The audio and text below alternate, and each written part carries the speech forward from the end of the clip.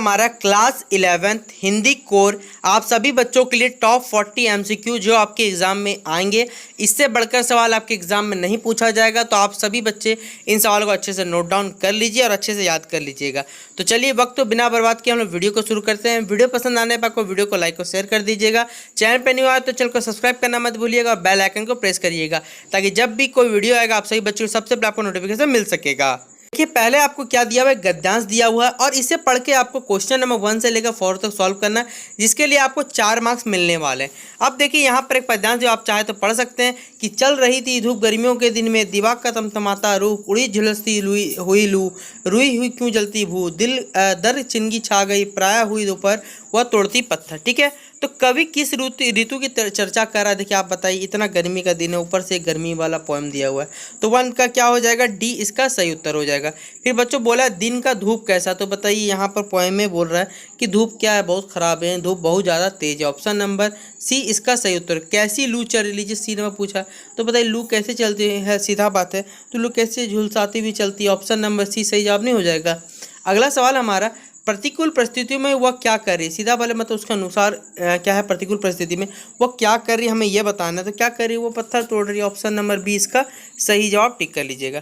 फिर देखिए आपको गद्यांश दिया हुआ, गद्यांश से कुछ पढ़कर आपको सवाल निकालना है कि गद्य की भाषा जो है वो व्यवहारिक होती है, वक्ता जो कुछ सोचता है उसे तत्काल अनायास कर व्यक्त कर सकता है। ये पूरी बातें यहाँ पर लिखी हुई है और यहाँ पर लिखा गद्यांश का सर्वाधिक उपयुक्त शीर्षक क्या होगा? तो सीधा बात है, देखिए कितना इजी सवाल पूछा हो, तो क्या हो जाएगा कि गद्य एवं, देखिए यहाँ पर पद के दोनों के बीच का डिफरेंस बताया जा रहा है, तो ऑप्शन नंबर क्या हो जाएगा हमारा?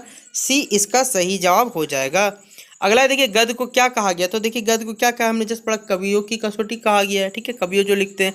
फिर व्यवहारिक शब्द में देखिए प्रत्यय, बताइए अपसर्ग उपसर्ग नहीं बोला, प्रत्यय। प्रत्यय मतलब सीधा क्या होता है, जो बाद में लगे, इक प्रत्यय नहीं हो जाएगा। Option number A.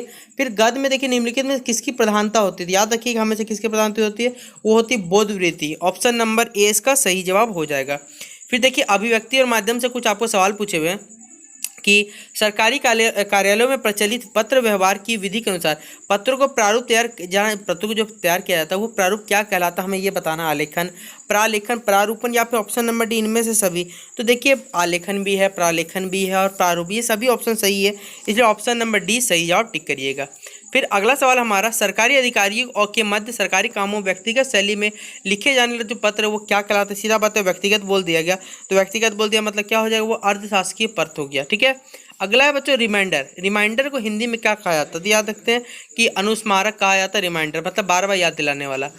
अगला सवाल हमारा, शासकीय पत्रों में निम्नलिखित में से क्या आवश्यक अनावश्यक, अनावश्यक मतलब जरूरी नहीं हमें यह बताना है, तो क्या हो जाएगा? वो व्यक्तिगत से आपके पर्सनल से उसे कोई मतलब नहीं होता है। अगला सवाल हमारा, कर्मचारियों के उपार्जित अवकाश की स्वीकृति के लिए लिखे जाने वाले पत्र को क्या कहा जाता है? तो सीधा बात है कि छुट्टी के पत्र चाहिए, वो क्या कहलाएगा हमारा?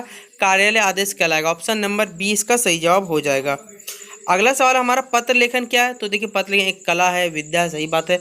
विचारों का विनिमय आदान प्रदान ये माध्यम है, ये भी सही है, ऑप्शन नंबर डी क्या होगा? सही जवाब। फिर पत्र देखिए कितने प्रकार होते हैं, तो बच्चों हम लोग जानते हैं 2 प्रकार के, एक औपचारिक अनौपचारिक। ठीक है, फॉर्मल और इनफॉर्मल। अगला हमारा देखिए अपने सगे संबंधी जब भी हम लोग पत्र लिखते हैं तो वो हमारा क्या है? याद रखिए वो अनौपचारिक है, क्या हो जाएगा? और जो ऑफिस को लिखते हैं वो औपचारिक होता है। फिर देखिए यहाँ लिखा हुआ है सरकारी है, संपादक, इसको क्या, तो कौन सा पत्र ये औपचारिक हो जाएगा, तो 17 का भी आंसर क्या हो जाएगा? बी इसका सही जवाब हो जाएगा। फिर अगला सवाल हमारा, औपचारिक जो पत्र में सर्वप्रथम क्या लिखा जाता है? तो जब ऑफिस आप लोग ऑफिस को लिख रहे हैं तो क्या करिएगा ये हमें बताना है। तो सबसे पहले पत्र भेजने वाले क्या लिखते हैं हम लोग? पता लिखते हैं, तो ऑप्शन नंबर सी इसका सही जवाब हो जाएगा। ठीक है, अगला सवाल हमारा पाठ्य पुस्तक से पूछा हुआ है कि आपको पोएम का पाठ दिया हुआ है, पूछा हुआ है कि नदी तट पर अपने मेरी प्रार्थना स्वीकार नहीं की थी। यह जो आपको कथन दिया हुआ है, प्रार्थना शब्द से देखिए यहाँ क्या अर्थ है हमें ये बताना। तो प्रार्थना शब्द देखिए क्या बताता है, वो बताता है वो नगद राशि इसके अकॉर्डिंग के। ठीक है, तो 19 का बच्चों क्या हो जाएगा? सी इसका सही जवाब हो जाएगा। फिर अगला हमारा, पंडित अलोपीनिध ने नमक के दारोगा मुंशी बंशीधर के समक्ष अधिकतम कितनी रिश्वत का प्रस्ताव रखा था? तो कहानी पढ़े तो मालूम होगा, रुपये 40,000 रुपये का क्या रखा था? प्रस्ताव रखा था। ऑप्शन नंबर सी इसका सही जवाब हो जाएगा। फिर अगला सवाल हमारा कि मियां नसीरुद्दीन किस संग्रह से लिया गया है? तो ये कौन से संग्रह से उठाया गया ये हम बताना, तुम लोग जानते ही, ये हम हसमत आपका जो संग्रह उससे लिया गया।